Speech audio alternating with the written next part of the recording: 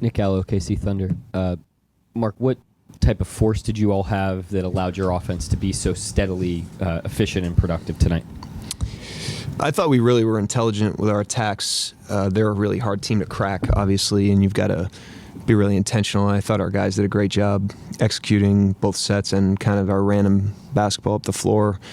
We were able to space them, move the ball, play with really good pace, shared it. So give our team a lot of credit. I thought we had a really intelligent approach to that one. And then you'd said before the game, speed against their size, quickness against their size. Yep. How did you see that manifest itself on the defensive end? I thought we were really active. I thought we had great pressure, which you have to do. I thought a couple times they were trying to punch the ball in there against smaller guys, and you got to really heat up the ball and then have really aggressive weak side help and make them pass multiple times to get it in there. And then I thought we kind of scrapped on the glass when we were small like that. I thought Wiggs really helped us there. K-Rich, those guys really were tough down there. Kept plays alive even when they didn't get the ball. So great activity by that group specifically.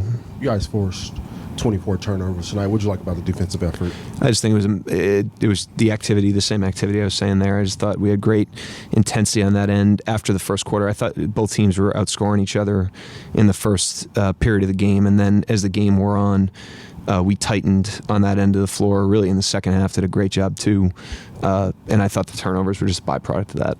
Josh came back after missing a few days. What did you like from his performance tonight? You get it moving early. He had 7 assists in the game, did a good job there, found a couple cuts, which I think is critical for him just as an activity player. So it's good to have him back. Mark, we talked so much, especially early in the year, about the rebounding when you were playing as small as you were. How much is tonight kind of an example of what you're talking about with the trade-offs, the things you can do by playing small, the advantages you can have?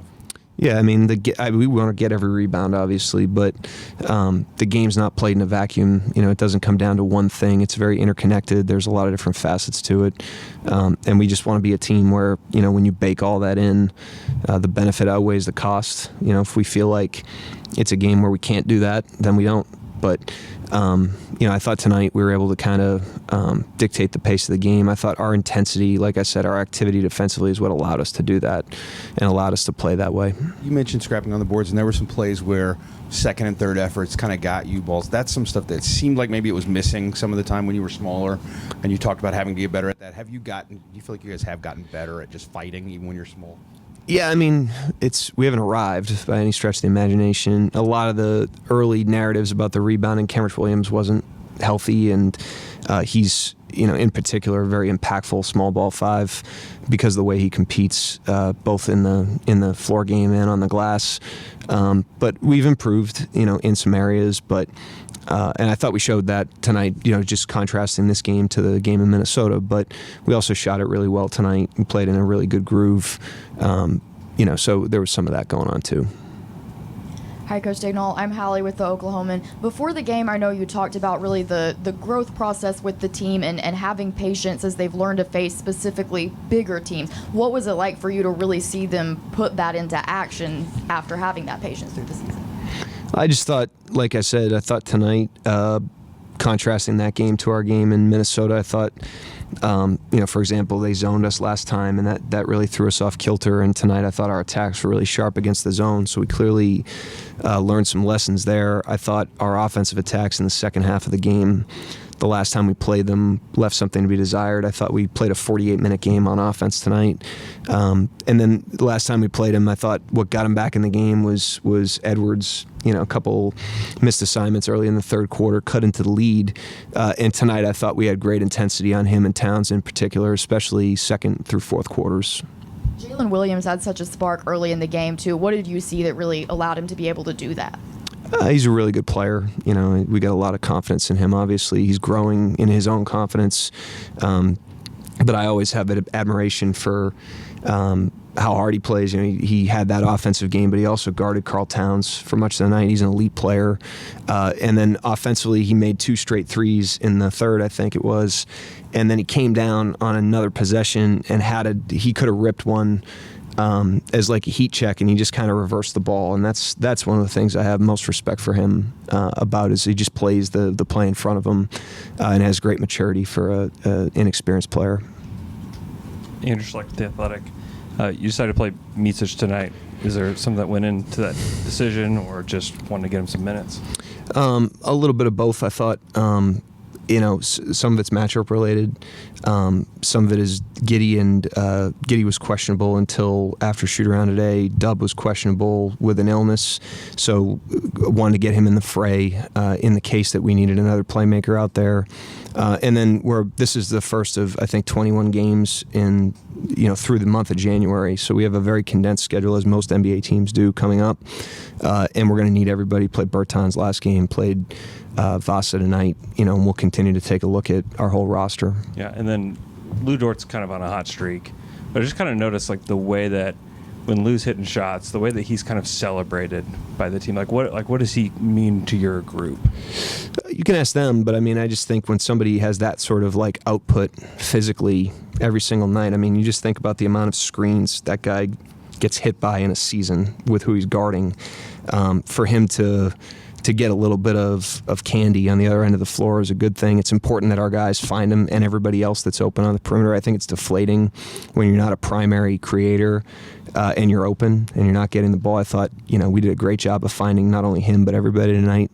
Offensively, it can't be understated how important I think it's been for him to have a very consistent diet of shots this year, and he's weathered a cold streak. He was really good early, and then he didn't make some shots for a little while, and he just stayed with it, and it kind of worked out of him, and now he's finding shots again. And so the consistency of his approach, despite the variance of the shooting, I think is a good lesson for everybody, but certainly a good reward for him. Mark, tonight you play against the Wolves, who want to go big. They have Gobert, Towns, Naz Reid.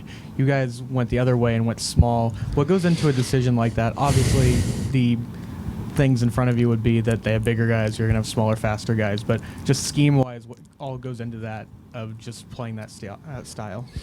It's all cost-benefit. If the benefits outweigh the costs, then we do it. And we'll go big. We've gone big with Jalen Williams and Chet together too, so it's not like a badge of honor to do something different. We're just trying to find the best thing, and we thought that was best tonight. But if it boomeranged in our face, we would have done something different. We would have adjusted it. But it's something we want to explore. It was obviously really good for us last year, and we want to find some version of that in this year's team. It has not been universally true, but a couple of times we've seen Chet, the second time he plays a team or the second time he's in a matchup like he was with Gobert, some things he seems to have figured out or some comfort level he's reached that he didn't have the first time. What in his approach you think makes that possible?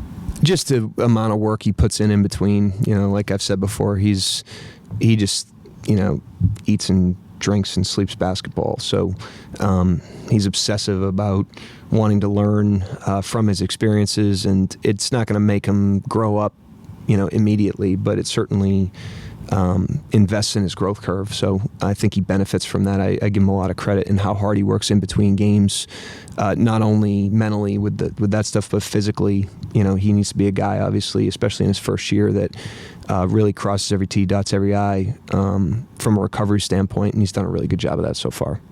Tomorrow's a doubleheader day on the second night of a back-to-back, and you mentioned that condensed schedule. Is there a plan to shuffle anyone down there tomorrow, and does that kind of change your philosophy given how many games you're going to play here?